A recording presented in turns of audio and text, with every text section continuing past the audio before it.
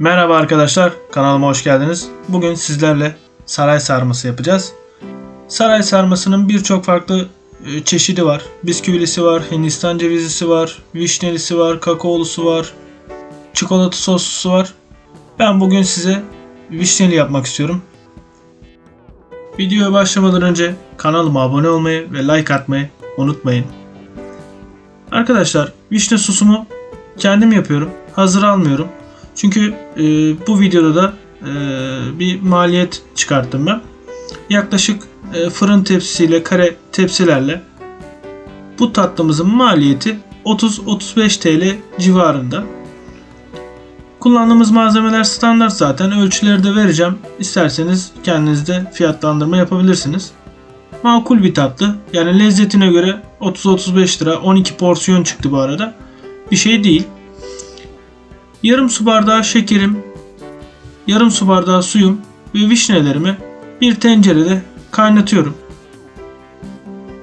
Belirli bir seviyeye gelip kaynadıktan sonra vişnelerimin ekşisinin güzelce çıkması için, yani vişne ekşiliğini vermesi için vişnelerimi eziyorum. Biraz daha kaynatıp vişne tanelerimi içinden alıyorum.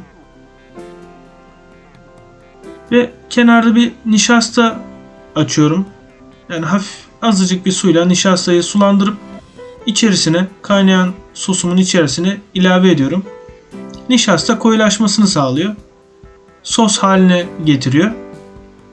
Gördüğünüz gibi çırpma teli bile kullanmadım. Gayet kaşıkla çok kolay bir şekilde oluyor.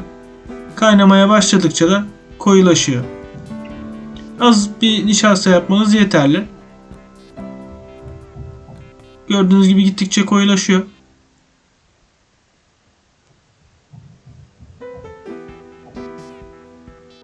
Muhallebi için tenceremize 1 litre sütümüzü boşaltıyoruz.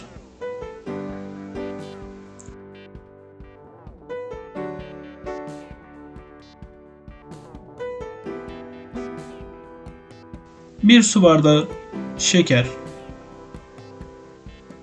3 yemek kaşığı un, 2 yemek kaşığı nişasta. Normalde muhallebilerde 3 yemek kaşığı nişasta kullanıyordum ben. Bunda kırılmaması için 2 yemek kaşığı kullandım. Kırılınca sarması biraz zor oluyor. 2 adet vanilya kullandım. 2 poşet. 1 yemek kaşığı margarin yağı kullandım. Tereyağı da kullanabilirsiniz. Elimde margarin vardı. Ben margarin yağı kullandım. Sürekli çırparak kaynayana kadar, koyulaşana kadar çırpıyoruz. Piştikten sonra tepsimizi tabanına Hindistan cevizi serdim ben. İsterseniz bisküvi kırıntısı da serebilirsiniz. Daha uygun da olabilir. Bunu serdikten sonra muhallebimizi bekletmeden hemen seriyoruz. Sıcak sıcak her tarafına yayıyoruz. Muhallebi katılaşmadan bu işlemi yapmamız gerekiyor. O yüzden tepsinizi daha önceden hazırlayabilirsiniz. Tabanına bolca artık Hindistan cevizi, bisküvi, yine tercih size kalmış. Ne dökmek istiyorsanız. Bu tarifimde ben Hindistan cevizi kullandım. Bütün muhallebiyi serdikten sonra tepsimizin her tarafını eşit şekilde yayıyoruz. Eşit şekilde sermemizin sebebi de tatlımızı rulo haline getirirken bir tarafı çok bir tarafı az olursa düzgün saramayabiliriz. Düzeltmenizi öneririm.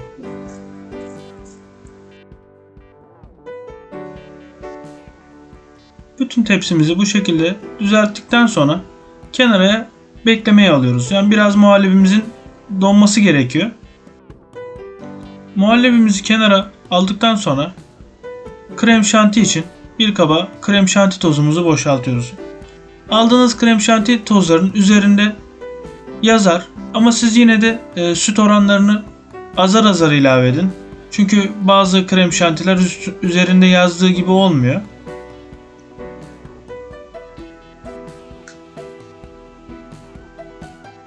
Gördüğünüz gibi ben de bütün sütümü ilave etmedim. biraz çırptıktan sonra kalan sütümü de yavaş yavaş ilave edeceğim. Bu arada ben vişne sosu içine katmak istedim. Değişiklik olsun diye. Krem şantimi böyle biraz daha mayhoş ve lezzetli yaptı. Benim gibi mayhoş sevenler deneyebilirler. Gayet güzel oldu.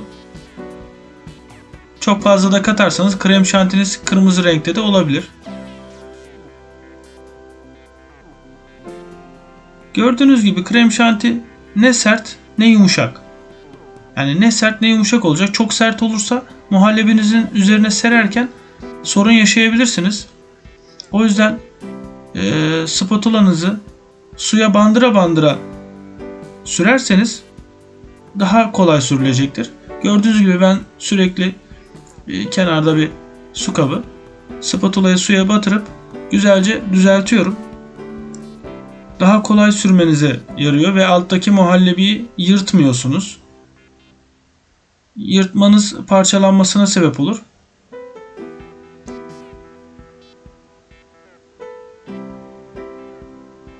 Aynı şekilde muhallebiyi sürdüğünüz gibi krem şantiyi de orantılı bir şekilde paylaştırmanız gerekiyor. Spatula ile güzelce her tarafını düzeltip her tarafını eşit bir şekilde paylaştırıyorum.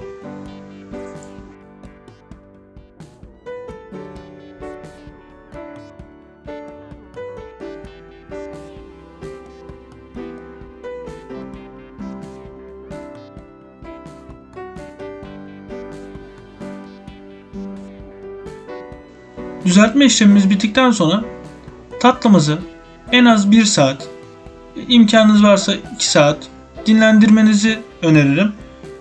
Direkt de yapabilirsiniz ama krem şantiniz tam anlamıyla donmuş olmayacaktır.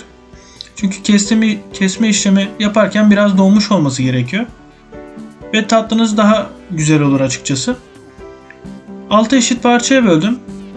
Ve ortadan böldüğüm zaman 12 porsiyon tatlı çıkıyor bu kare tepsilerden. Tabi porsiyon yine tamamen size kalmış ama uzun kesmeniz gerekiyor. Çünkü rulo halinde saracağız bu tatlıyı. Ucundan hafif kaldırıp gördüğünüz gibi sizin için özellikle göstere göstere yapacağım. Orta kısmını aldım. İlk etapta zor olabiliyor. Ucundan hafif hafif kaldırıp ve takla attırıyoruz. Sürekli spatula ile alttan yukarı alttan yukarı alttan yukarı şeklinde Hindistan cevizi ile birlikte alıyoruz. Tekerlek gibi yuvarlıyoruz. İçine dolgu yaparsanız ben muzla yaptım. Hem daha kolay sarılıyor hem de daha düzgün rulo oluyor açıkçası. Ve muz dolgu olarak yumuşak olduğu için güzel bir lezzet de elde ediyor. Videomu beğendiyseniz kanalıma abone olmayı ve like atmayı unutmayın. Bir sonraki videomda görüşmek üzere. Hoşça kalın.